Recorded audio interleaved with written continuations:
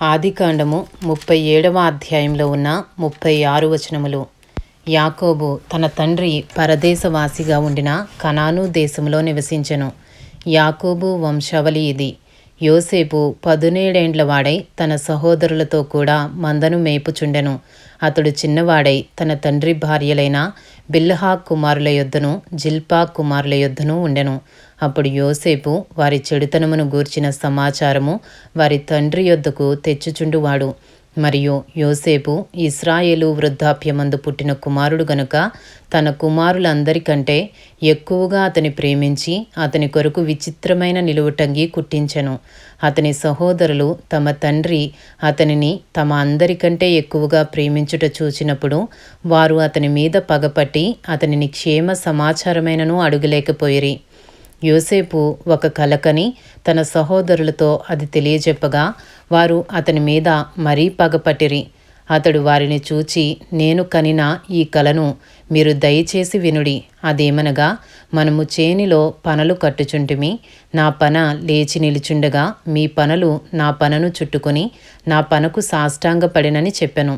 అందుకతని సహోదరులు, నీవు నిశ్చయముగా మమ్ము ఎల్లెదవా, మా మీద నీవు అధికారి వగుదువా అని అతనితో చెప్పి అతని కలలను బట్టియు అతని మాటలను బట్టియు అతని మీద మరింత పగపట్టిరి.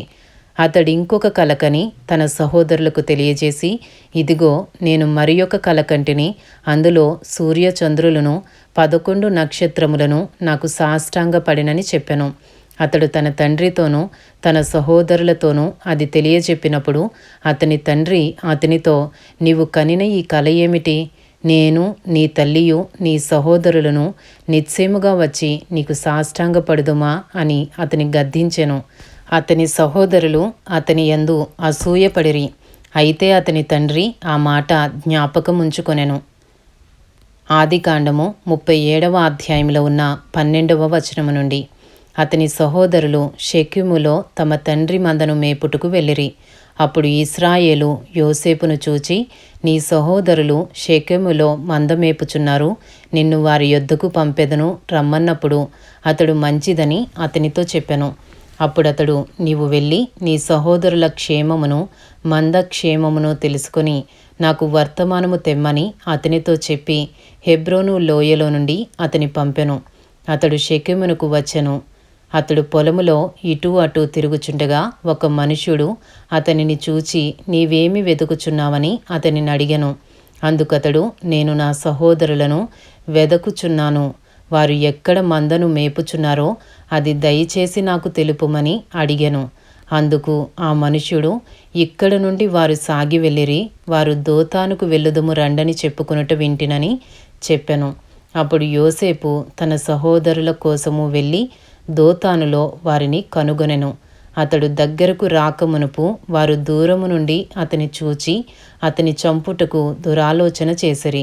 వారు, ఇదిగో ఈ కలలు కనువాడు వచ్చుచున్నాడు, వీని చంపి ఇక్కడనున్న ఒక గుంటలో పారవేసి దుష్టమృగము వీని తినివేసనని చెప్పుదము. అప్పుడు వీని కలలేమగునో చూతము రండని ఒకనితో ఒకడు మాటలాడుకొనిరి. రూబేను ఆ మాట విని, మనము వానిని చంపరాదని చెప్పి వారి చేతులలో పడకుండా అతని విడిపించెను.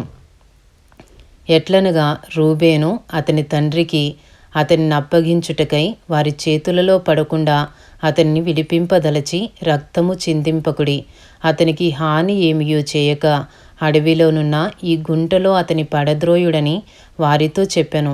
యోసేపు తన సహోదరుల యొద్దకు వచ్చినప్పుడు వారు యోసేపు అంగీని అతడు తొడుగుకొని ఉండిన ఆ విచిత్రమైన నిలువటంగీని తీసివేసి అతని పట్టుకొని ఆ గుంటలో పడద్రోసిరి. ఆ గుంట వట్టిది, అందులో నీళ్లు లేవు.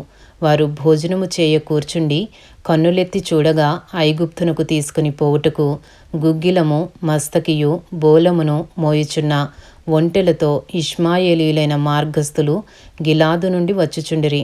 అప్పుడు యూదా, మనము మన సహోదరుని చంపి వాని మరణమును దాచిపెట్టునందువలన ఏమి ప్రయోజనము? ఈ ఇష్మాయేలీలకు వానిని అమ్మివేయుదుము రండి. వాడు మన సహోదరుడు, మన రక్త సంబంధి కదా, వానికి హాని ఏమియూ చేయరాదని తన సహోదరులతో చెప్పెను. అందుకతని సహోదరులు సమ్మతించిరి.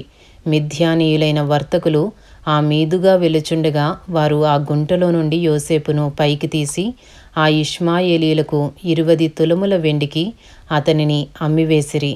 వారు యోసేపును ఐగుప్తునకు తీసుకొని పోయిరి. రూబేను ఆ గుంటకు తిరిగి వచ్చినప్పుడు యోసేపు ఆ గుంటలో లేకపోగా అతడు తన బట్టలు చింపుకొని తన సహోదరుల యొద్దకు తిరిగి వెళ్ళి, చిన్నవాడు లేడే, అయ్యో నేనెక్కడికి పోదుననగా, వారు యోసేపు అంగీని తీసుకుని ఒక మేకపిల్లను చంపి దాని రక్తములో ఆ అంగీ ముంచి ఆ విచిత్రమైన నిలువటంగీని పంపగా, వారు తండ్రి యొద్దకు దానిని తెచ్చి, ఇది మాకు దొరికెను, ఇది నీ కుమారుని అంగీ అవునో కాదో గుర్తుపట్టుమని చెప్పిరి.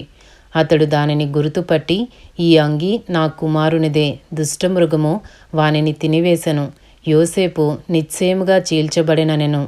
యాకోబు తన బట్టలు చింపుకొని తన నడుమున గోనెపట్ట కట్టుకుని అనేక దినములు తన కుమారుని నిమిత్తము అంగలార్చుచుండగా, అతని కుమారులందరూ అతని కుమార్తెలందరూ అతనిని ఓదార్చుటకు యత్నము చేసిరి.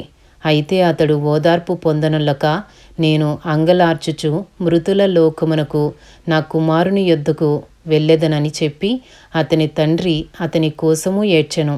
మిద్యానీయులు ఐగుప్తునకు అతని తీసుకొని పోయి ఫరో యొక్క ఉద్యోగస్తుడును రాజ సంరక్షక సేనాధిపతియునైన పోతీఫరునకు అతన్ని అమ్మివేసిరి. ఇంతటితో ఆదికాండము 37వ అధ్యాయంలో ఉన్న 36 వచనములు పూర్తి చేయబడినవి.